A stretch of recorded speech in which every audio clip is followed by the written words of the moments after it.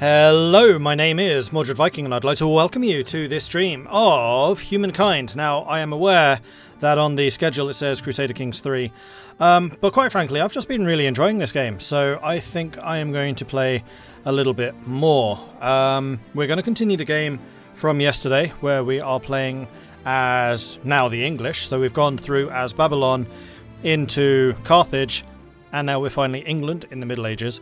The other thing I just wanted to highlight is I finally got another of the streamers, so I've got Quill and I've now also got Burke Black. I've apparently unlocked Lewis, though Lewis is still not appearing in this list, for whatever reason. And I'm still working on Lamidia and Zerator. Unfortunately, neither of those are playing Humankind at the moment, and then Spiff I've not even seen online yet, so working on it.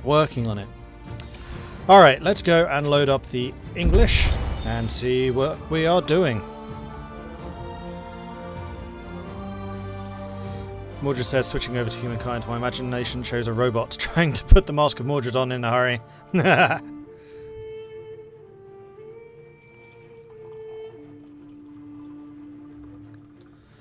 And seeing as we are playing as the English right now, I think it would be appropriate for me to have some tea at the ready.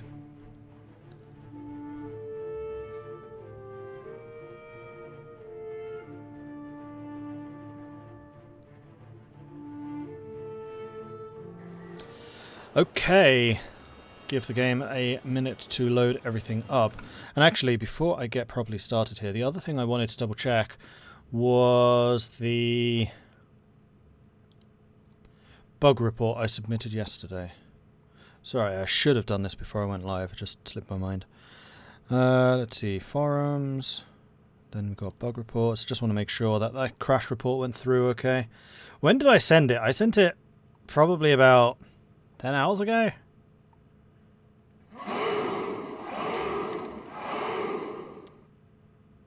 There it is.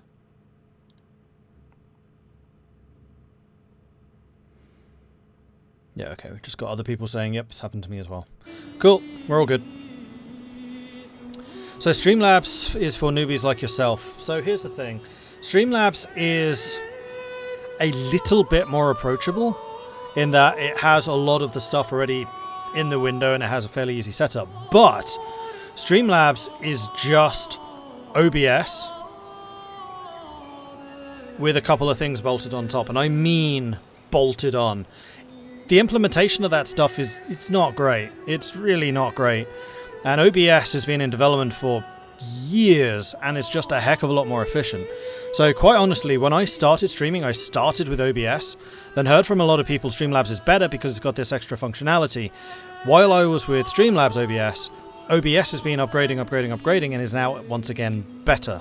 Like the latest version of OBS does everything that Streamlabs does, but better. And quite honestly, it's a good idea to get yourself trained in like the advanced tool, which is OBS. Because once you've got that down, you can approach everything in recording. And really, the latest version is not that hard to set up. Not like it used to be. So I really would recommend OBS over Streamlabs OBS. Like, still use Streamlabs. Streamlabs is useful, especially for things like donations. But in terms of just straight up streaming and recording software, OBS, all the way. There are just too many things that are buggy and janky in Streamlabs OBS at the moment. Anyway, hello, my name is Mordred Viking and I'd like to welcome you to this stream of Humankind, where we are playing as the English. It is the medieval era. We are relatively new to the medieval era. In fact, we are still finishing off the siege tactics from the classical, and then we have got a couple of technologies here loaded up for the Middle Ages. So we've got feudalism so that we can get the peasants, which are the new garrison units that we will have access to.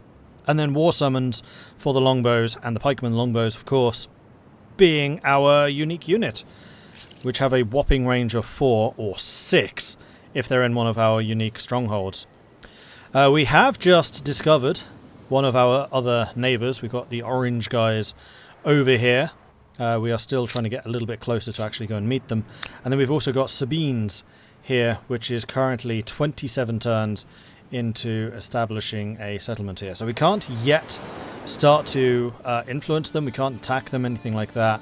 it's going to take them 27 turns to build up, so it'll be a while. In the meantime, we are building up our settlements. We are the English, so we've started doing a lot more farming, because farms now produce food and also production, which has turned out to be a remarkably potent combination. And I've just noticed, actually, that's kind of cool, where the rivers pass through organised settlements, they've actually straightened it. So the rivers have a straighter flow, which also means that they're much less likely to flood. And they've also got, probably where watermills and things are, these little side tracks. Haven't zoomed in on the English stuff just yet. Like, it was really obvious here. It's like, that's a really straight river.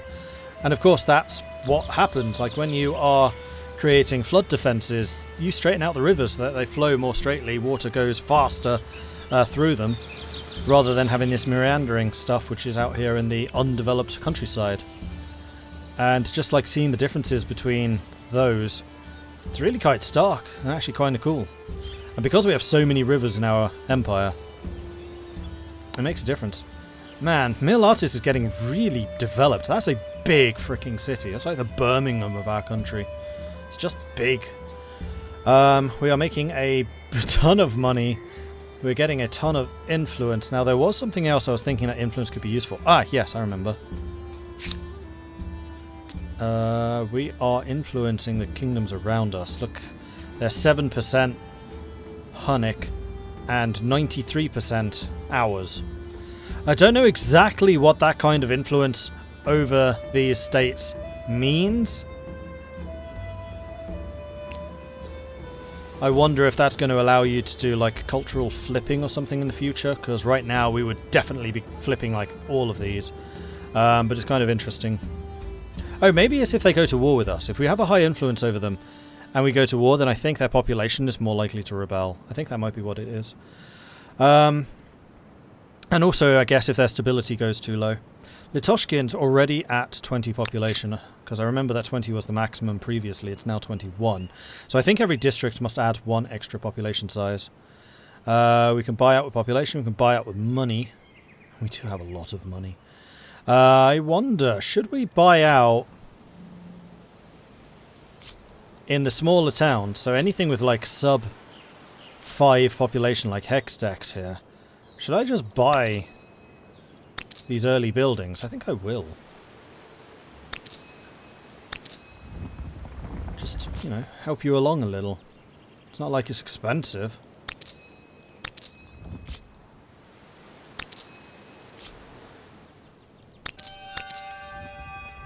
New notification. What's that?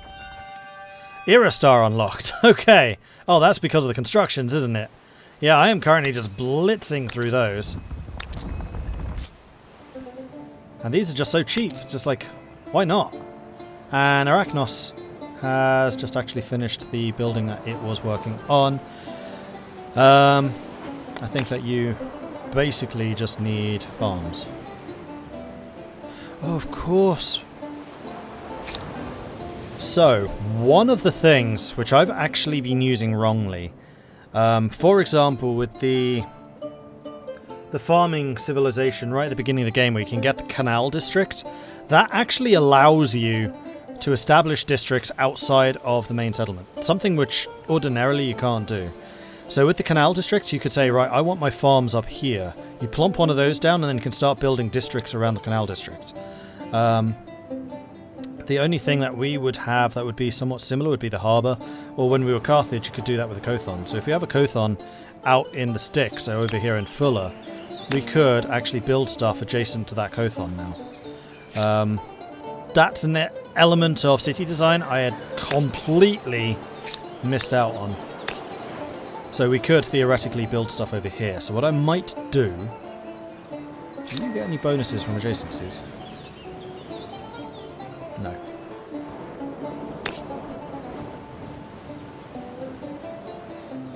No, you don't.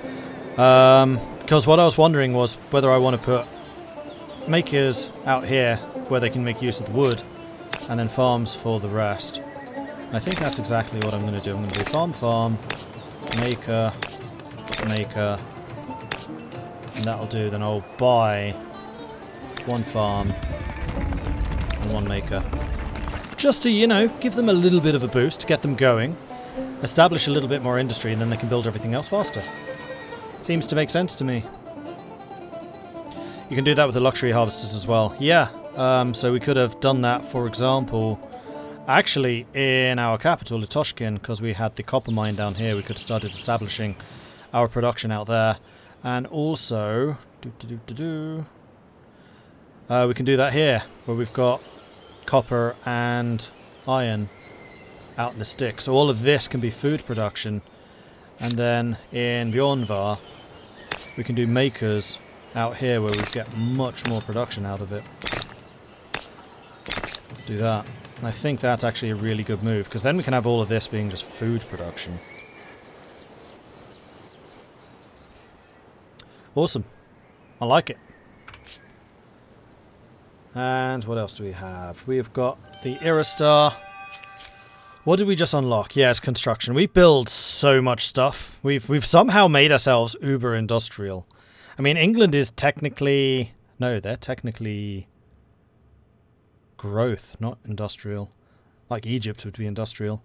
We're very close to getting the first Irastar for technology. We might get one for expansionist if we continue grabbing some more territories around the world, if and when we see them. Which is primarily going to be a horse explorer thing. Litoshkin gained another population, as did Tigan. Alright, where is my horseman? There you are. So we're going to ride out to here, just get a bit more of a look around. And there we go, we have discovered someone.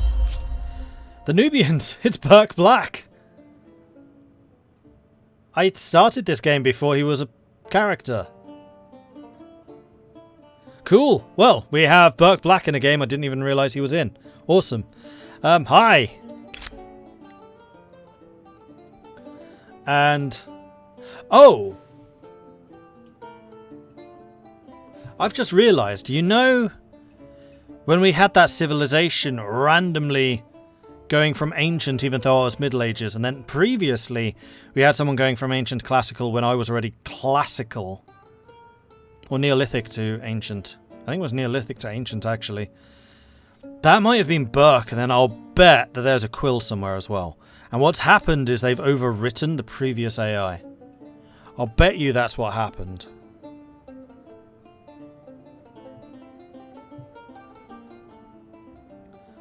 So we've got Burke Black here. He is adaptive. A good plan is a plan you can change when needed. They are eager to learn from others and embrace diversity. Never forget what happened in the past. Charmer, 50 stability in all cities. That is a lot of stability.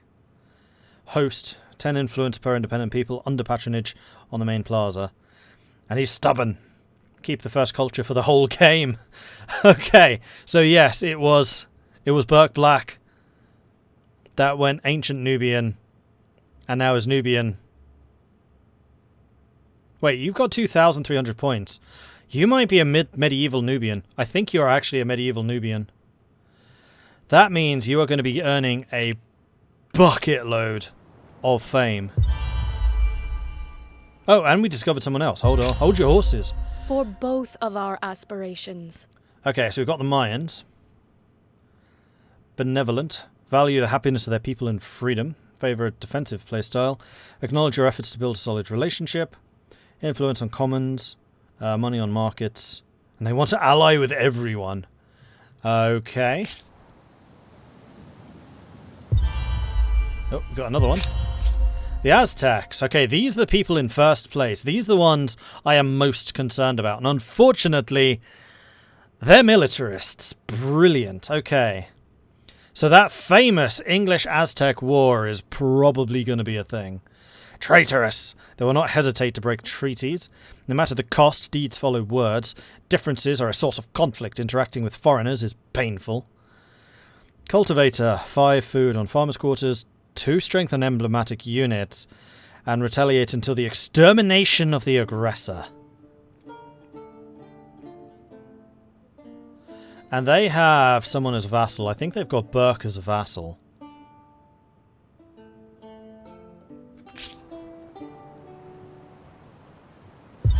And then here's the third. No, that's the Aztecs again.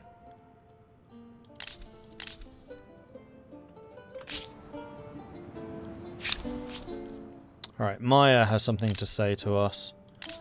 They want to do a military non-aggression pact. Yes, I will agree to that. Most glorious! Yes! This makes me content. And the Mayans are... yeah, they're the super, super peaceful people. So it's just this nation that we've not yet discovered. And it is indeed the Aztecs in first place. Although...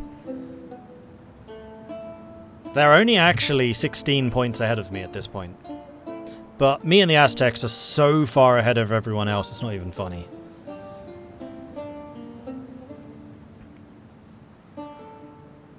Killer Banana. Thank you very much for the follow. Welcome to the channel.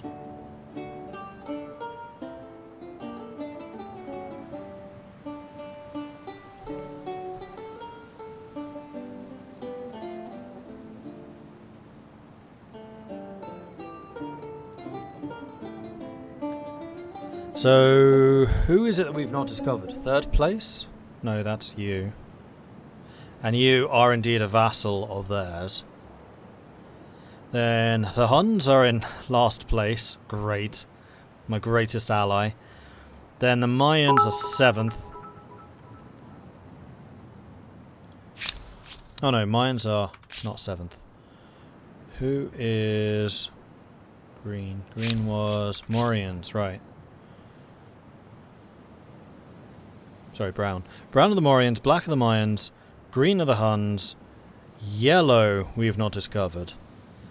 Purple are the the Persians. Orange are the Nubians. I'm second, and then the Aztecs are first. And I'll... okay, so the reason the Nubians have so many points is because they've stayed as Nubia the whole game. I wouldn't be that surprised if they only have one city. They just have a massively inflated fame score. But they're no real threat to us. So really, it is the Aztecs. We need to be preparing ourselves for an offensive against the Aztecs. Now, can you get me open borders, I wonder? No. Probably because you're a minion. Sorry, Burke. Land and freedom. The Empire is vast, glorious land of mountains, grassland, stretching countless leagues and full of wonders and mysteries. Over many generations, your people have subdued many of its corners, but now you ask the question, to whom do these lands truly belong? Alright, so we got land right. So we can modify the create outpost cost by 20% or nothing.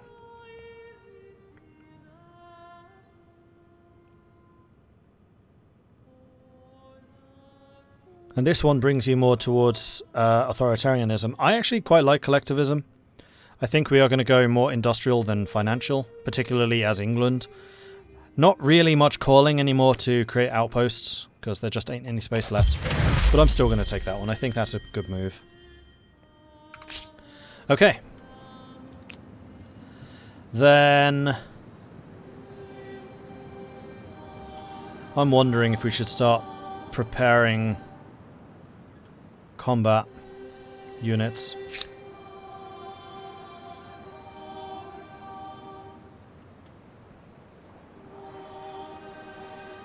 And we can't explore them at all because they control all of the coastal areas.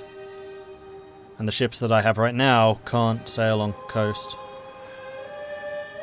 Sorry, can only sail on coast. I need more advanced shipping. Which is going to be... seafaring.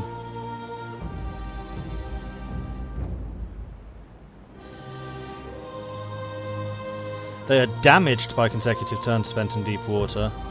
How does that compare to...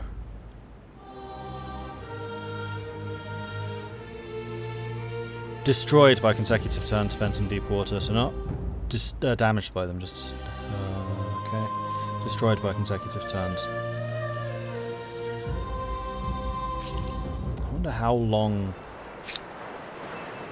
So I wonder if you can go deep and then coast.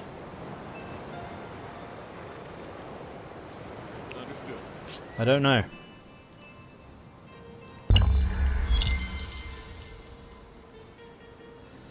Population gain. More people, more power. Frickin' Latoshkin, it just keeps on growing. A grievance is available, eh? Well, pretty sure Persia did not used to look like that. Hi, Quill. Your territory is under the influence of my state religion. You are not secular. Give Assur to us.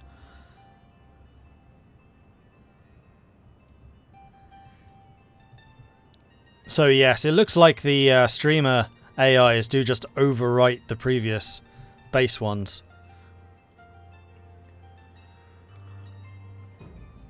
And apparently I have unlocked Lewis, but he's not been appearing in my playable list for whatever reason.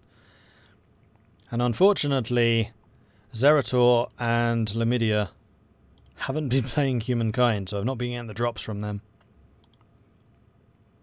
Zerator is on World of Warcraft with his 9,000 followers. Sorry, 9,000 viewers. Like, Zerator is amazingly massive. He's got 1 million followers. I'd never heard of this guy. French streamer though, so it's less likely that I would have. Now, have the attributes of these guys changed? No, these are the same.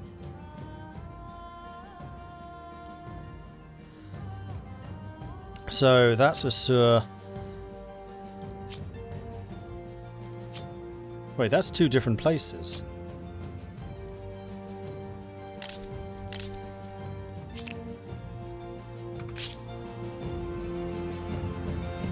Oh, maybe it's because I don't know the name of that city.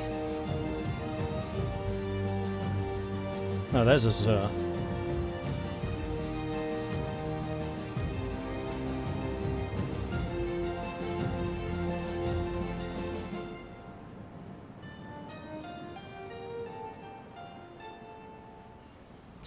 French streamer less likely would have screams in Mastani. I mean, French streamer as in he streams in French. Not that he's French.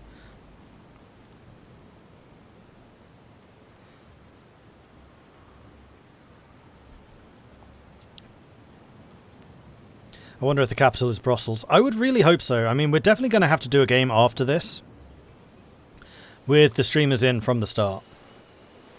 Because it's a little bit weird that they aren't. You donated some bits, did you? Ah, yes, you did. Sabines, quick, hide their women. Anyone in knowledge of Roman history will understand. Whew. Means nothing to me. Sorry, Zindrin.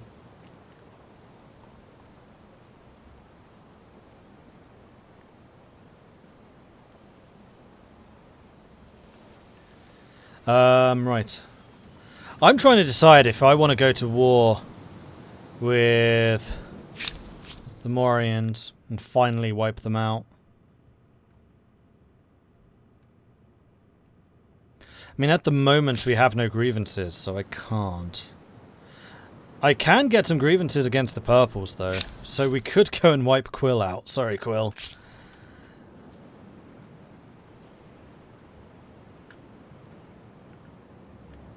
And that would effectively give me control of the southern regions.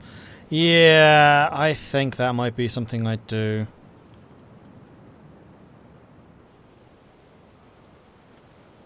I need more fame. So let's start moving our armies around. Wait, wasn't there an army in Litoshkin? Where are they gone?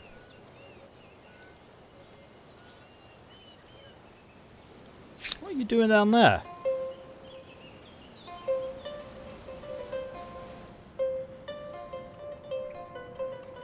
Let's have you come down to here. And then I think we're also going to need to start building, probably in Litoshkin, considering how much freaking population this place has. Some more troops. You don't have a library in your queue. You should. And a school.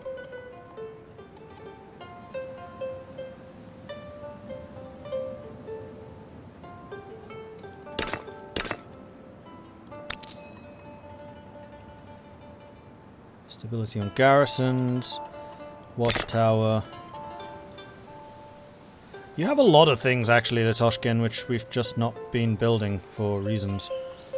Let's go through them. Food on rivers. We have lots of food on rivers now. Another food on river. Money on harbour. You have no harbours. Influence on the main plaza. Maker's quarters. Forests. You don't have forests. Industry per worker. Barracks. We don't have market quarters here. Money on the main plaza. Money generated from ongoing trade.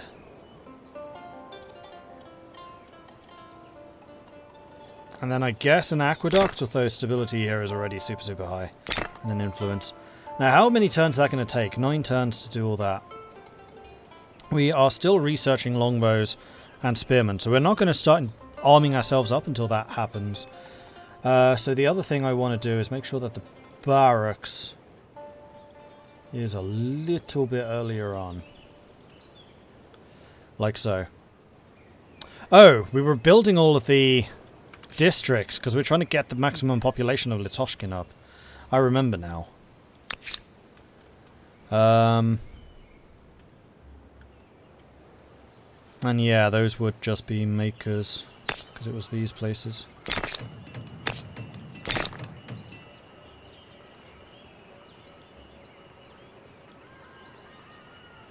"13 turns. And your population is 22 of 23. You'll get another one next turn, because of course you will. Alright, fine. Looks like we need to prioritize the maximum population. Or I could just, you know, buy them.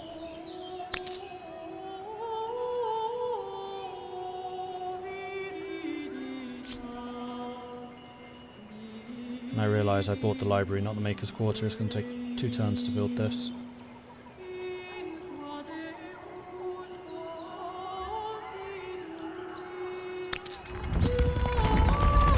Oh, that significantly increased the maximum population. Okay, that gives us a little more leeway. 16. Bloody hell. Some of the production of these places is absurd. 243 production a turn.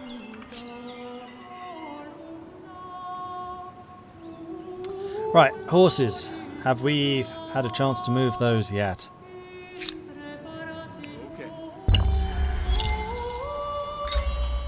Siege tactics research. That's going to give us the ballista and army hierarchy. So our armies can now get an extra slot.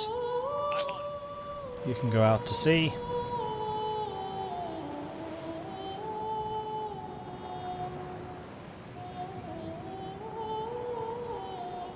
And yeah, going by land here would be a heck of a lot faster. Okay. So, Fuller. Fuller really needs...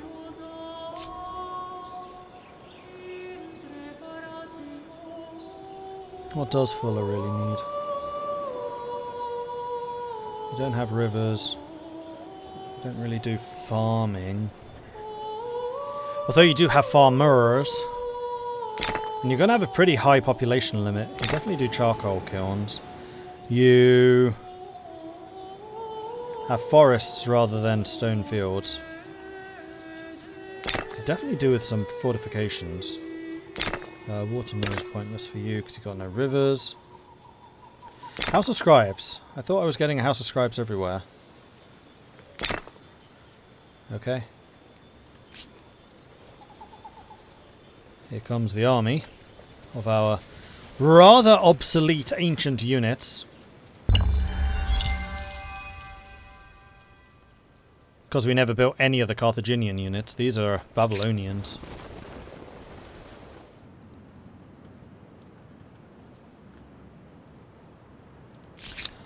Alright, Vertheim has finished building its library. So I think you probably want actually more food.